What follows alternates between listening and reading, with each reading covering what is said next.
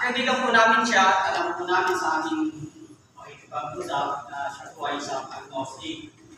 Although, alam natin ang agnostic is siyempre another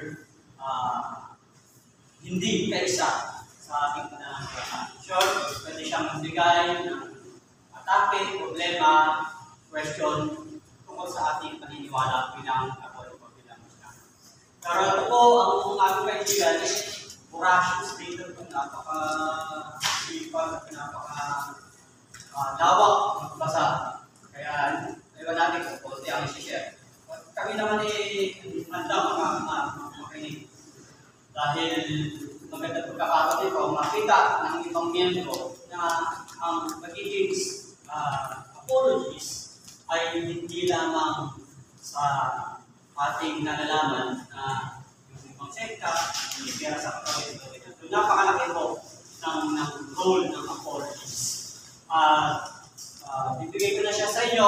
No? Tama ba na ang inyong ito ay hindi kinalaman sa society, sociology, or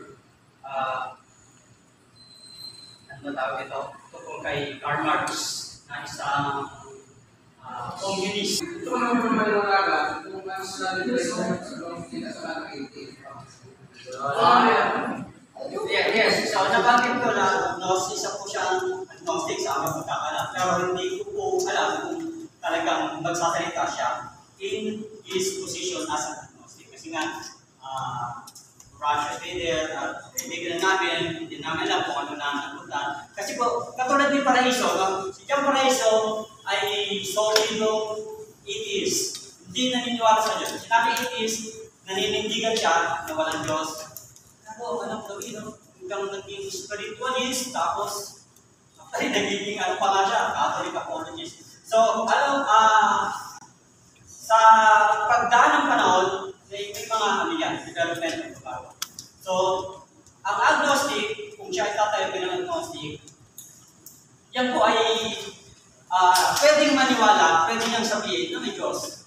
Pero sa pananaw ng agnostic, hindi natin kaya makitin yan, hindi natin niya mapag-usapan. Sure, hindi siya naniniwala sa pare, sa sinumang spiritual advisor, walang gano'n ng agnostic. So, walang Diyos o meron Diyos, pero hindi yan dapat natin pag-usapan. Ganun po ang agnostic. So, in that sense, lahat din na pinaniniwalaan natin, sasabihin niya hindi totoo. Or, pwede kang maniwala, paano ka niya, pero wala yan matibay na siya para sabihin kung totoo yan sa'yo. So, ganun po ang agnostic. So, bibigay ko lang po siya sa inyo, positive or negative. Ang kanyang sasabihin, wala po tayong pakialam doon. Ang mahalaga po, siya po ay welcome sa grupo ng St. Peter para ipahayag yung kanyang nalalaman, yung kanyang nasa saliksik at yung kanyang pananaw sa religion. So, bibigay ko lang po. Mapabula isa. Isa lang, sir. Yung bang katotohanan ay relative o absolute? Okay. Ayan na, wala pang lecture na. May tanong na.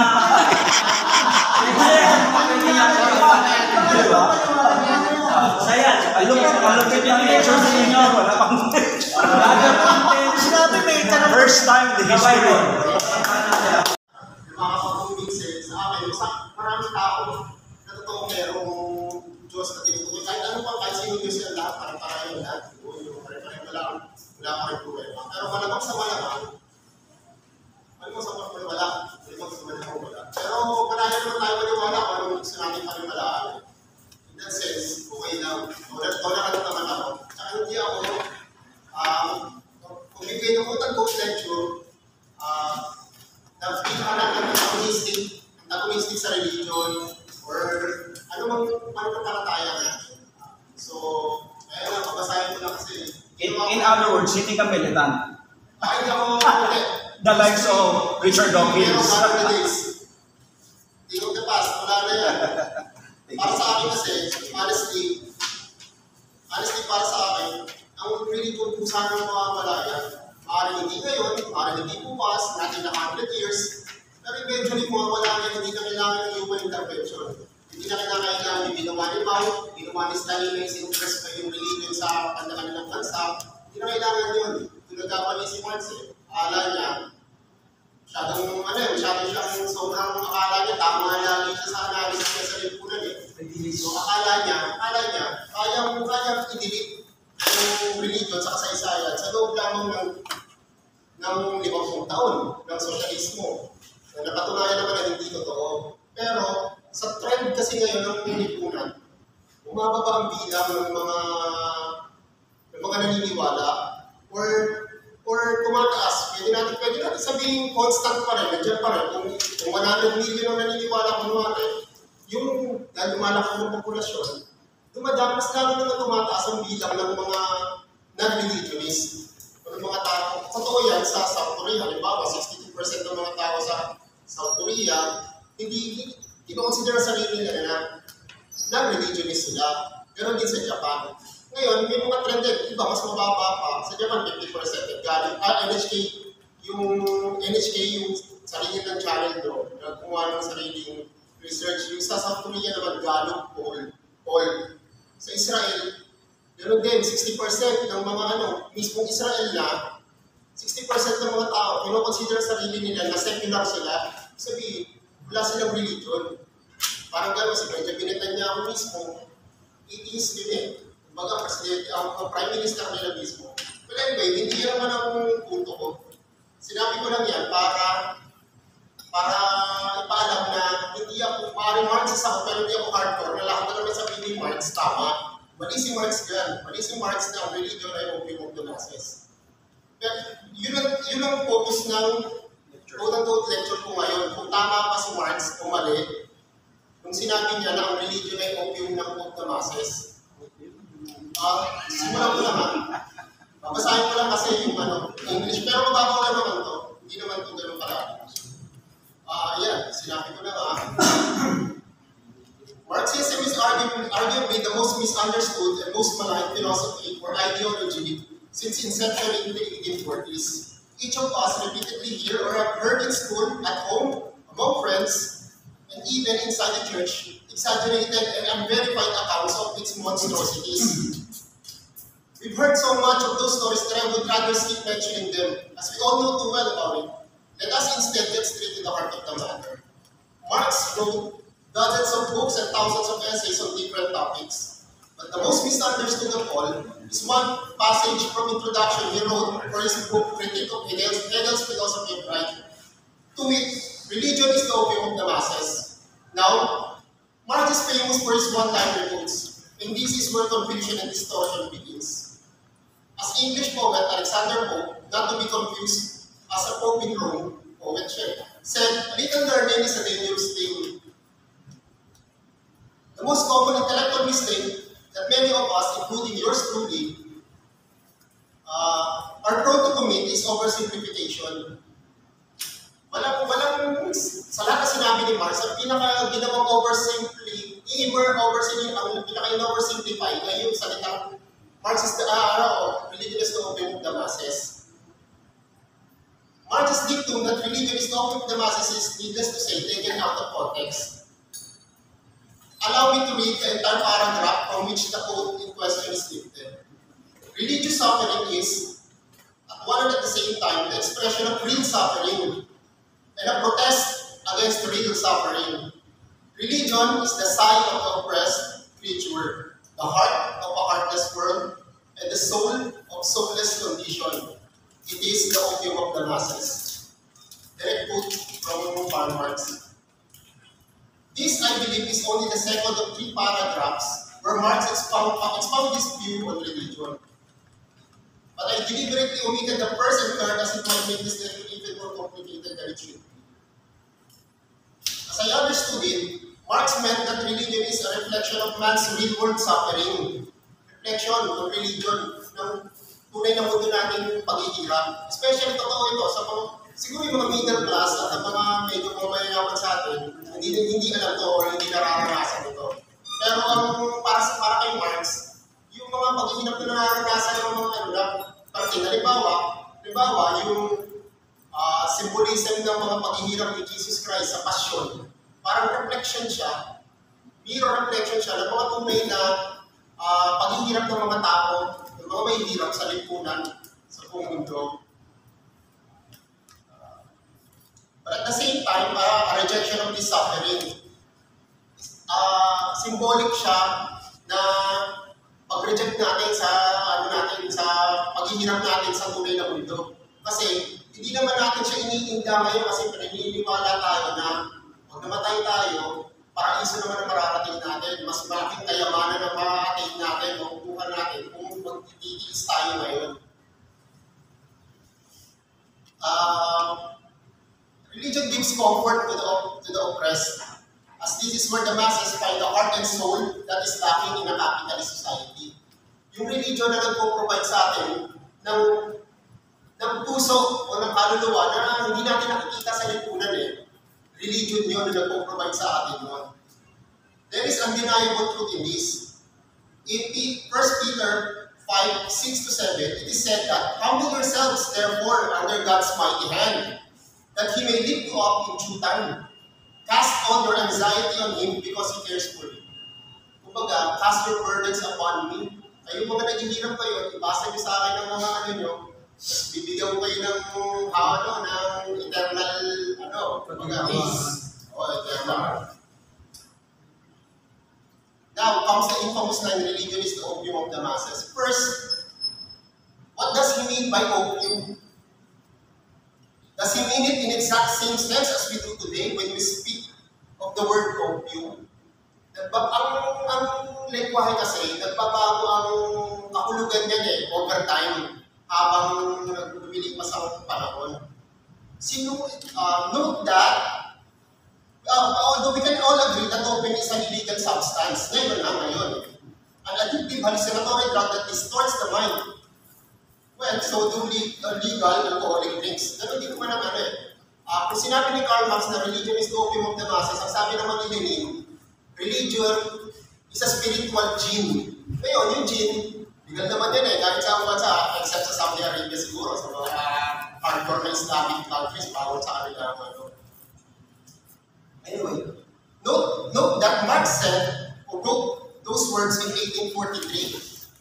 1843 sinulat o sinabi ni Karl Marx yung religion is opium of the masses. Back then, opium is used primarily as medicine intended to cure or alleviate pain, insomnia, poisoning, pati pagkalason kasi may mataas na siya na parang I forgot yung anong chemical siya, nakakapag-induce siya ng pagsusuka. Kaya kapag may nalalason dati, pinapakain ng opium. Yan, pati po. Granted that a relatively significant number of people used it for recreational purpose, even in that time. But again, it is completely legal. Legal siya noong 1843. Sa Germany, kung saan pinanganak, bakit si Karl Marx, kung saan niya, presumably kung saan niya simulat yung mga salitang ito, naging illegal lang ang paggamit ng opium noong 1921. Sabihin, maaring ginamit ni Karl Marx ang salitang opium to mean as a medicinal agent, hindi as drugs na tulad ng pagkakaalam natin ngayon. Really? In the USA, opium wasn't outlawed until the first few years of the 20th century. 1909 yata sa Amerika. Naalala ko lang yung napanood ko ng bata ako ng pelikula, Once Upon a Time in America. Gangster movie yun, action movie sila Robert De Niro. Eksena ron, lagi ulit-ulit na eksena. Kasi turn of the century yung 1890s, 1910, mga ganun yung setting niya. Yung character ni Robert De Niro doon, depressive type kasi mafia siya pero depressive type siya. Hindi ko nakikita kasi bata pa ako na nag-person yata ako napunod sa $1 million movies. Anyway, may nakikita ko eksena lagi na pupunta siya sa isang lugar na mag-check tapos may mahabang pipe na nag-aaral siya sa pila siya makatulog pag-aaral si Neymar. Yung pala yung opium. Noong 1875, yung Amerika, binan ang opium din. Pero hindi yung opium mismo. Yung opium din lang, kasi galit sila sa Chinese Exclusion Act. Sila lang ang kahit sa isang lahi sa mundo na binan sa isang bansa. Wala may paulahin kundi yung Chinese lang sa Amerika.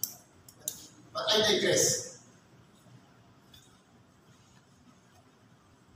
Anyway, there are two ways, perhaps more, if we think about it more deeply, looking at this as a metaphor for religion.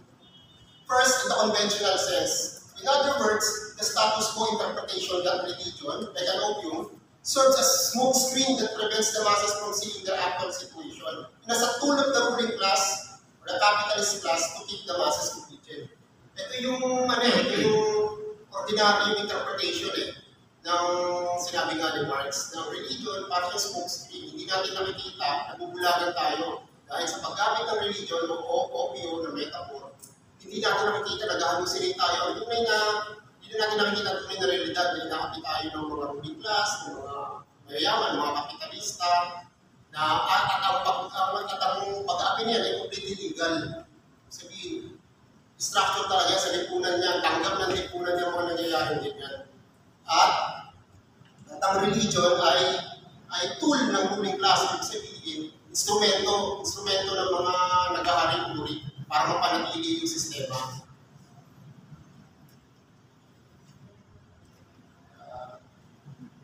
Secondly, opium as medicine that has the potential to free us from the tyranny of the social cancer. Social cancer, according to Jose Rizal. Yan yung dinescribe ang lipunan sa mga bibitaw nila. Now, the first one is the more popular and possibly the only interpretation that circulated in the free market of ideas. Ito lang yung usually narinig natin, yung ganitong klaseng interpretation. And one, favored by both capitalists and the church, which is not exactly friendly to Marx and his ideas. Because it makes it appear to Christians or Muslim, Buddhists, or Hindu or whatever, that Marxist socialism is incompatible with religion. As a matter of fact, Marxism is hostile to religion according to them. It is true that religion can prevent the masses from seeing that their suffering is unnecessary and can be overcome through collective action via revolution. Totoo naman na ang religion minsan, hindi, nagsisilbing, natin, na opium, na hindi natin nakikita yung tunay na kalagayan natin, kaya hindi tayo nakakapag-organize para magkaisa, para palitan natin yung figura sa pamamagitan ng revolution o ng eleksyon. Kung ano man ang uubra.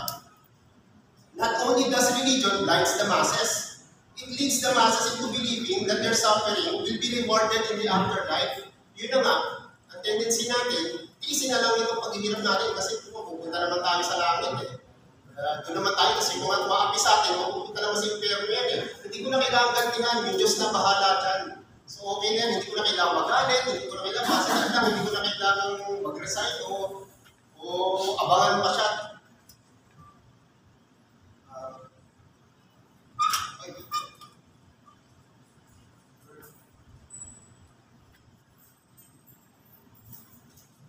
Since time immemorial, religion has been used to justify social inequality. From the birth of civilization in Mesopotamia up to ancient Israel, its kings and rulers are always anointed by God. Sabihin, tina-justify ng religion yung social inequality. May mga mayaman, may mga hari, may mga mahihirap, magsasaka, bububin. Tina-justify yan ng religion. Bakit? Yun na nga, mula pa nung nabuo ang sibilisasyon sa Mesopotamia, gano'n din yan. Yung mga hari nila, sila Sargon, sila Shokbalipan, mga Diyos nila ang sabi at isa sa nila, propaganda nila, Diyos ang pumili sa kanila, kaya sila naging hari. So kapag pinili sila ng Diyos, wala tayong magagawa kundi sumunod sa kanila kasi kung magre-rebelde tayo sa mga hari o paraon, ibig sabihin, nagre-rebelde tayo sa Diyos, ayaw natin, hindi tayo nagtitiwala sa decision niya. Decision niya nga na gawing leader itong si Ramses II. Bakit natin kailangan magalit sa kanya, di ba? Parang gano'n. Sa ancient China, same. Monday of heaven ang katwiran nila. Gano'n din gano'n din naman sa Europe, gano'n din. Sa Europe na ang Pope ang nag-bless pa sa mga bagong hari, mga bagong yan. Pero kaya nga si Napoleon yung naging gusto niya mas mataas sa di ba? Sa Pope. Kaya kinuha niya siya yung mismo naglagay ng corona sa sarili niya kasi yung symbolism nun mahalaga para kay Napoleon na mas mataas ako kaysa sa'yo kahit Pope ka. Ganun din, ngayon, kahit sa democratic na mundo, kahit huwag na natin tignan yan, yung mga luma na yan. Sa democratic natin Vox Populi, Vox Dei. Sabihin, ang boses ng tao ay boses din ng Diyos. Kapag ang sinabi ng tao, ang presidente natin ngayon si Duterte, kahit gano'n pakasabang tao yan, wala tayong magagawa. Diyos, tao na nagsalita. Pero pag tao na, kasi Vox Dei, boses din ng Diyos yan. Diba? So, justification din siya sa mga malito or sa mga masasamang leader natin ngayon. Trump, kahit sino pa yan, Netanyahu. Here in Philippines, during Spanish times, the church being run by Spaniards is mostly anti-independence movement. One priest, Father Mariano Hill, reported the existence of the Katipunan to the Spanish authorities. Actually, ang dahilan kung bakit pumutok agad ng revolusyon na hindi pa naman dapat, na hindi pa handa yung mga Katipunero, dahil sa isang pare na isinuplong sila sa mga Spanish authorities, isinumbong sila ng pare si Father Mariano Hill kasi pinag-confess na siya konsensya siya kasi yung Katipunero, mga Katipunero, mga pason, tapos mga gustong paalisin ng mga Kastila sa Pilipinas. So sinabi niya yun sa isang pare, na siya kumpisan. Yung pare naman, sinumbong yun, kaya biglang kahit hindi pa handa yung mga Katipunero, wala silang magagawa. Kailangan nila ng revolution although binabalak naman talaga nila yun. Granted that there are priests who advocated for equality, like Fathers Pedro Pelaez, Mariano Gomez, and Jose Burgos. Huwag na natin usama si Jacinto Zamora. Kasi si Zamora, nadamay lang naman yan. Hindi naman talaga aktivista si Zamora. Anyway. But equality only for Filipino priests within the church. Ang pinaglalaban lang naman ng Father Gomez at ni Burgos at saka ni Father Pelaez na nandun sa kanila o kasabay ni Mariano Gomez.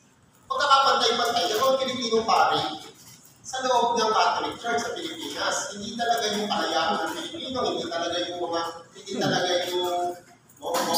yung pang-aapi ng mga Kastila sa mga Pilipino magsasaka. So, pwede natin sabihin na pang sariling interest lang din naman, although respeto natin ang kontribusyon ng three-quarter priest sa kasaysayan ng Pilipinas kasi sila rin naman na naging dahilan kung bakit naging Jose Rizal si Jose Rizal at iba pang mga bayani. Idol ni Jose Rizal yung kumpulsa magamat mali yung or iba yung pinaglalaban ng kumpulsa. This is not to say that religion played absolutely no role in the revolution. Many different confratres on different occasions did rebel against Spain and later on in America. But that is more a exception than the rule.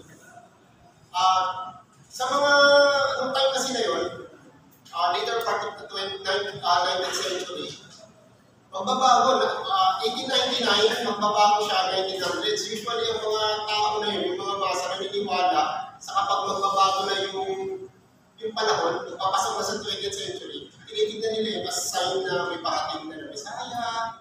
Usually, noong year 2000, ganoon din. Marami rin naniniwala na gano'n, na ito may senyales, mga ganyan. Pero yung mga usual na mga sumama sa mga nag-revolt laban sa mga probinsya. Mga miyembro ng Confrancia, yung mga malilit na grupo ng mga religious group, mga folk Christianity, yung mga naniniwala ng mga different mga Katoliko rin kasi yung mga yan eh. Yung ang tingin nila, malaking influensya sa kanila naman kasi yung passion. May isang aklat na dedicated talaga yung Passion and Revolution yung Regnaming Leto. Importanteng piece of history siya sa Pilipinas kasi pinakita ko na yung religion talaga sa Pilipinas may role din sa revolusyon sa pagkamit ng kalayaan ng Pilipinas. Pero kadalasan sa kanila kasi mga hindi edukado, yun na nga, naniniwala sa mga anting-anting, mga gano'n-gano'n. Si Macario Sakay, gano'n din siya. Meron siyang best na may mga virtud-virtud. Kala niya, hindi siya tatakal ng para. Si Aguinaldo, meron din best din sa mga virtud na Latin. Kasi Kapiteo. Nakaya mo Rebilla na daw. Opium as medicine. Pwede natin tingnan. On the other hand, I honestly believe that religion or the church can be an ally, a guiding light even, to end the suffering of the masses and in their quest for liberation. In the 1970s, some South American priests proved that, by way of liberation theology, one, religion is also about the here and now, as much as it is about the afterlife, and that Jesus Christ favors the poor. With that in mind, priests must actively serve to fight justice and equality for the poor. Naalala ko lang ng college ako kasi close friend ako na pagkapat iba yung organization niya, aktivista rin sila. Christian Students Campus ang pangalan ng grupo niya. Mga estudyante sila na nag-advocate ng liberation theology. Lagi ako nakatambay sa ano nila, sa office nila. Mas matagal pa ako matambay sa office nila kaysa sa office namin.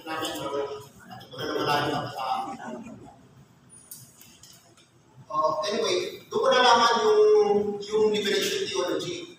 Yung time na yun, college ako, hardcore atheist pa ako. Wag, walang Diyos, ganyan, para-pareho lang tayo, ganyan. Mamamatay tayo lahat, wala na, ganyan. Religion lang yan, mga religion yun. Mga ano lang yan, pagkahanap nyo lang ng father figure niya, kasi may psychological issues kayo. Inabando na kayo ng mga tatay nyo, pinagpapano kayo ng tatay nyo, kaya naghahanap kayo ng mabait na tatay ngayon, psychologically. Isa yun sa malayo ng pinagsasabi natin. Pero anyway, lagi ko man yan, pero hindi ko pa rin nila ako. Kasi nga, exchange of ideas, marami matutunan sa kanila. Isa lang nga, pinaka-importante ron, yung liberation theology. Number two, that Marxism and religion is not mutually exclusive. Hindi mutually exclusive of religion at Marxism. In that they can actually complement each other. Yung best of Marxism and best of religion, pagsamahin mo, liberation theology. Magandang bagay para sa lahat. Mapupunan na ang spiritual na pangangailangan mo. Mapupunan pa ang gutom mo. Hindi lang sa tinapay na bubuhay ang tao, hindi sa salitang namumutawi sa salita ng Diyos, di ba? Ibig sabihin, importante ang spiritual, importante na ng pagkain ng physical na tinapay. Hindi tayo dapat, ang church kasi, religion, usually, nakapokus lang siya sa spiritual side ng buhay. Kulang yun isa rin sa natutunan ko sa kanila, parang ang pananampalataya hindi nakaangkla sa realidad ng lipunan ay supot na pananampalataya. Parang gano'n yung sinasabi nila sa akin dati. Na dapat kung religionist ka, kung naniniwala ka, may pananampalataya ka sa Diyos, so may sinabi ng Diyos, hindi lang para sa sarili mo, para sa ibang tao rin. Parang gano'n. Don't give man a fish, teach man how to fish. Sinasabi ng gano'n. Usually, mga kapitalista nagsasabi, mga naniniwala ng gano'n. Pero hindi totoo yun. Tama yun. Kailangan mo turuan mag-isda ang tao. Problema, paano kung ang idol, pag-aari ng isang tao, ng kapitalista, ng Panginoon, bawal ka mag-isda dyan. Kahit marunong ka mag-isda, hindi ka makakahuli ng isda kasi bawal ka dyan Diba? Para makapang-isda ang tao, kailangan free para sa lahat yung idog na yan. Diba? Yan.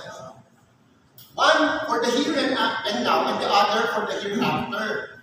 And must work in hand in hand so that real Christianity or religion can truly be practiced without the influence of the exploiting class. Dito kasi sa lipunan ng kapitalismo, mahirap mo na yung Kristiyano. Kasi tinuturo mo yan, halimbawa, tinuturo sa atin ng Panginoon na magbigay ka sa mga may hirap.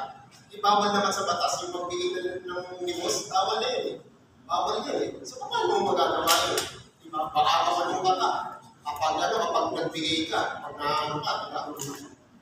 Gusto mo maging mabuting tao, pero nakita mo, anak mo, mahirap ka, anak mo, may sakit. Wala kang pabilis na, gusto mo maging mabuting tao, magdadasal ka lang ba? Pwede kang magdasal. At umasa ng mga paglalangin ng Diyos ang anak mo. Pero hindi ko pwede umasa lang doon. Kasi Diyos ang wala sa taong gawa.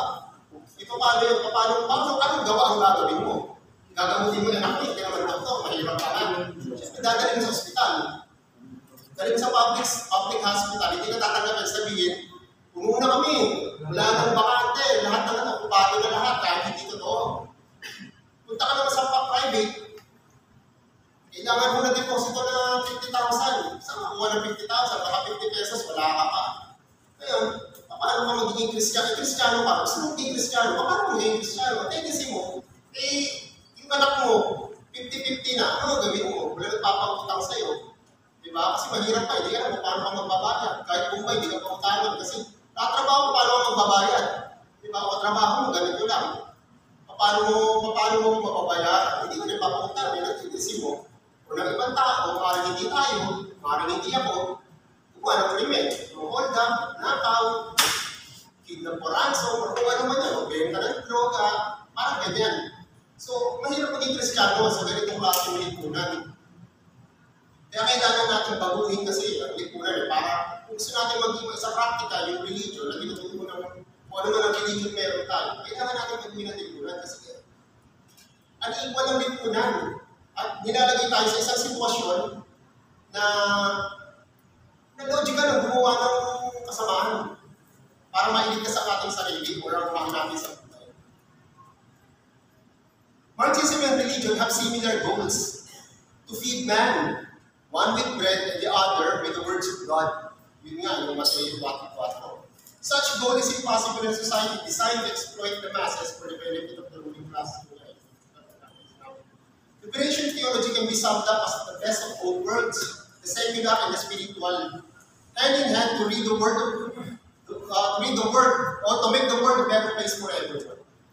To sum up, Marx was both right and wrong in his assessment that religion is the opium of the masses. Tama, kasi may mga instances naman sa kasaysayan hanggang ngayon na ang religion napipreventahan tayo makita ang realidad at napipreventahan tayo magreklamo, magsalita laban sa mga natin, sa mga leader natin ng masasamang tao. Hindi natin natin. PJK, patayin yung kapatid mo na hindi naman talaga totoong adik, napagkamalan daw. Ay magalit, okay lang yan, may justice naman na, sabi nga rin pa to. Yan, may justice sa afterlife, di ba? Parang gano'n.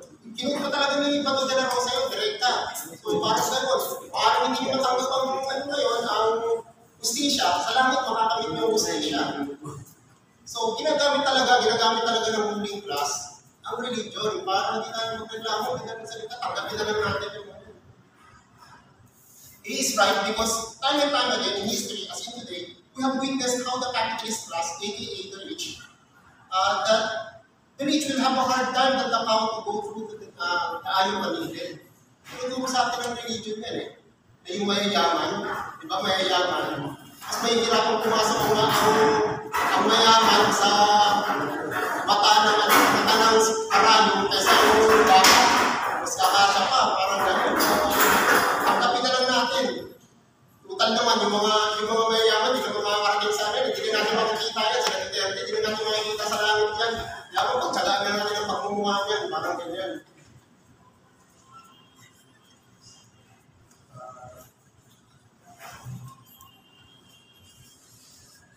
At the same time, he is wrong because religion in many different occasions, especially in the 1970s as liberation theory is gaining traction. Religion for some revolutionary priests, usually mga low-vote na independent kasi hindi naman sila binasbasa ng Roma eh. Wala namang ano yan eh. Hindi naman sila encourage ng Rome na sige, pagpatuloy niya, ipaglaban niya yung mga karapatan ng mga mahihirap, ng mga katulong sa mga kapilya niya sa mga bundok-bundok kasi kinukuha ng mga mining company ang lupa nila, sinisira yung ecosystem. Yan. Hindi yan. As a matter of fact, si Pope John Paul II, anti-liberation theology, ang sabi niya, kapag ang theology, ginagawa mo ng politika, hindi na theology yun. Sabi ni Pope John Paul II. Si Pope Francis ngayon, medyo, hindi naman paborable, pero may positibo siya mga sinasabi sa mga liberation theologies. Pinaparad nga ako na pelikula ni Pope Francis. Na noong 1970s, ordinary pare pa lang siya. May mga wanted na mga revolutionary sa lugar nila. Itinago niya. Kasi may mga checkpoint. Tinago niya sa kotse niya. Tapos para makatakas. So mga liberation theologists yung mga yun.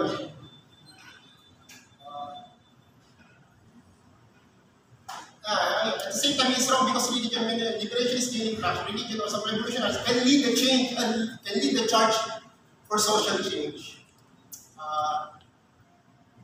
With that, I wrap up my quote-unquote lecture. Kung may tanong kayo, Siyempre.